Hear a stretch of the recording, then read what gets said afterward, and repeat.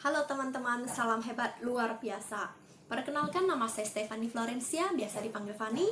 Nah, pada video kali ini saya akan mereview tentang buku Badai Pasti Berlalu karangan Bapak Chandra Putra Negara.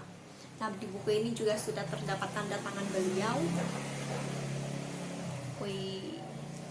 Nah, jadi di buku ini menceritakan banyak hal. Salah satunya itu tentang kehidupan Bapak Chandra Putra Negara. Jadi beliau mempunyai badai dalam hidupnya dan beliau berhasil bangkit dan sukses seperti sekarang ini. Nah, jadi saya akan mereview sedikit bahwa Bapak Chandra Putra Negara itu dulunya memiliki badai yang sangat luar biasa. Jadi ayahanda beliau bangkrut usahanya.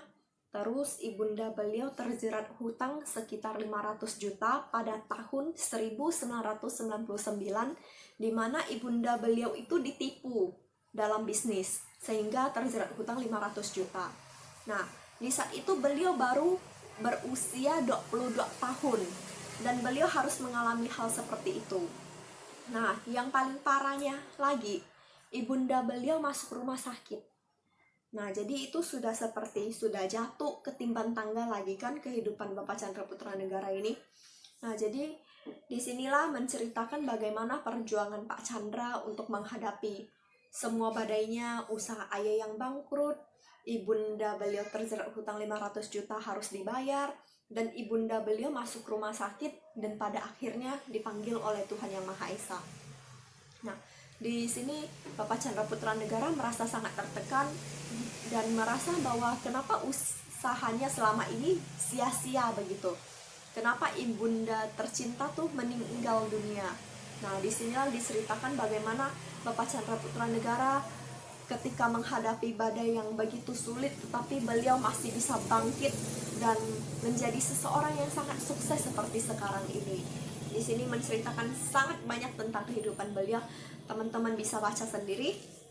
Tapi saya tidak akan menceritakan tentang kehidupan Bapak Chandra Putra Negara bagaimana menghadapi badainya. Saya hanya akan menceritakan tentang kisah inspiratif yang Bapak Chandra Putra Negara tuliskan. Jadi buat teman-teman yang kepo, yang penasaran, seperti apa sih Pak Chandra itu dalam merintis bisnisnya sehingga bisa sukses seperti sekarang ini walaupun mempunyai badai dan tertekan dan frustasi. Nah, teman-teman harus baca buku ini. Nah, jadi saya akan menceritakan kisah inspiratif yang sangat saya sukai. Itu kisah inspiratif, kisah sapi, anjing, dan kera. Nah, Alkisah Tuhan menciptakan sapi, anjing, dan kera. Ketika Tuhan berkata kepada sapi, "Sapi, saya akan memberi kamu usia 60 tahun. Pekerjaanmu setiap hari adalah membajak sawah dari pagi sampai sore.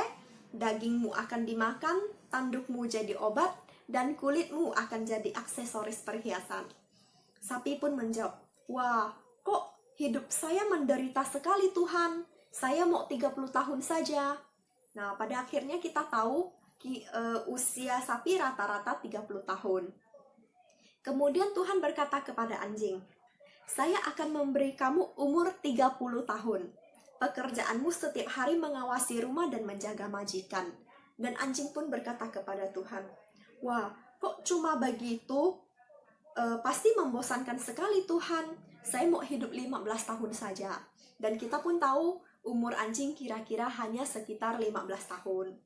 Terakhir Tuhan berbicara kepada kera. "Kera, tugas kamu di sini paling ringan. Cuma menghibur orang, lompat ke sana, lompat ke sini. Saya akan memberi kamu umur 20 tahun." Kera menjawab, "Waduh Tuhan, hidup 20 tahun hanya untuk menghibur, bosan sekali hidup saya. Saya mau minta 10 tahun saja Tuhan." Itulah sebabnya kita tahu umur kera rata-rata hanya 10 tahun.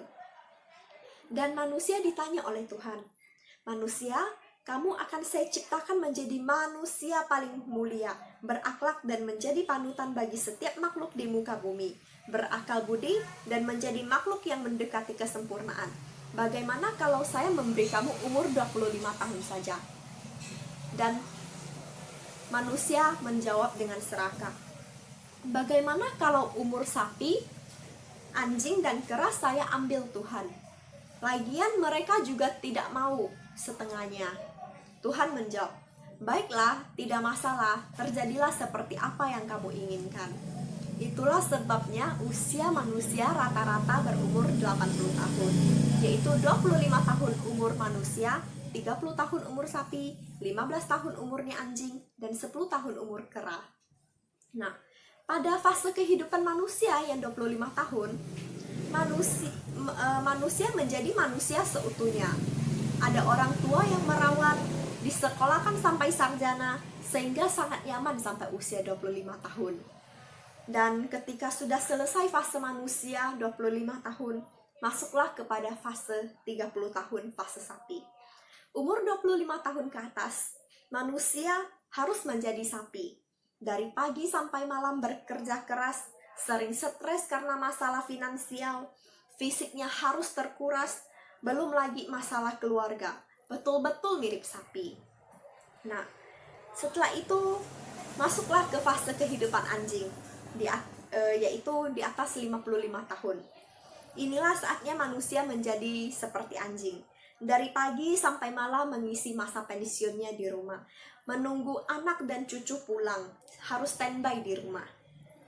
Nah, setelah itu masuklah ke fase kehidupan kera 10 tahun, yaitu 70 tahun ke atas.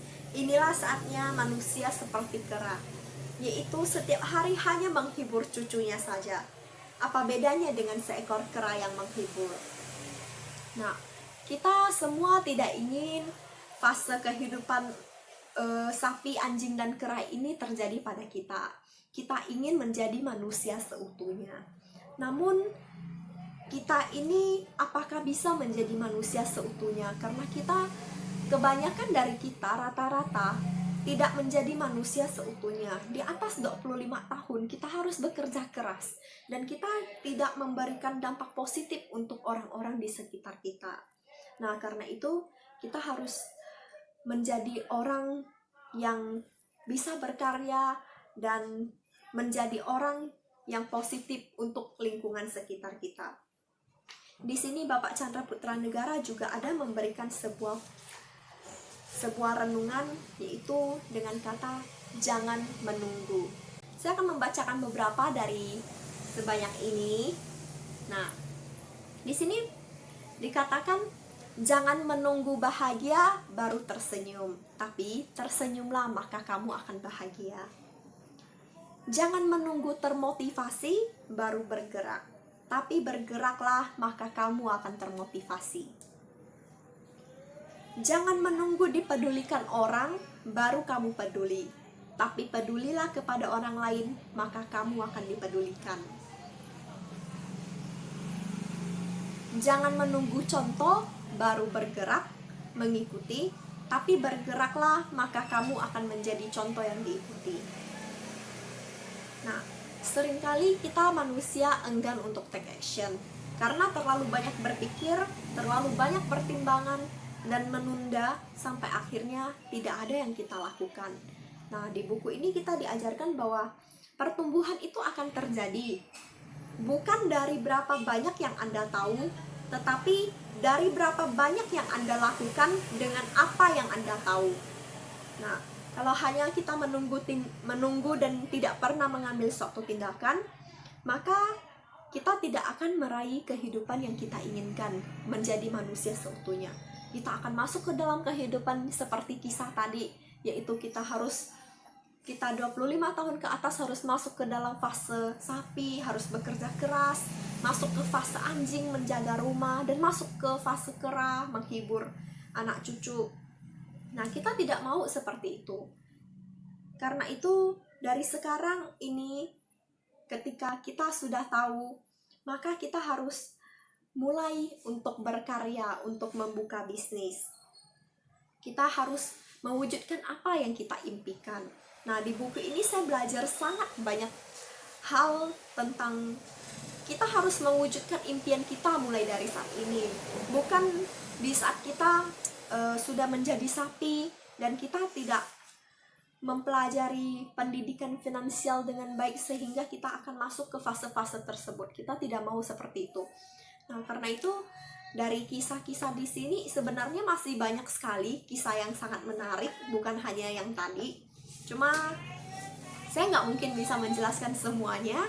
Jadi buat teman-teman yang sangat penasaran buku ini, bisa untuk mencoba membacanya. Di sini juga banyak tips tentang belief dan segala, dan banyak lagi. Ada kisah inspiratif, kisah pendayung yang handal, ada tentang kisah seorang resepsionis. Dan saya sangat suka buku ini. Saya sudah baca berulang kali dan itu tidak pernah membosankan, karena kisah-kisah di buku ini sungguh menginspirasi kita untuk tidak patah semangat dan kita harus maju terus. Nah, sekian review dari saya. Terima kasih sudah mengikuti dari awal sampai akhir. Nantikan video-video saya selanjutnya. Salam hebat luar biasa.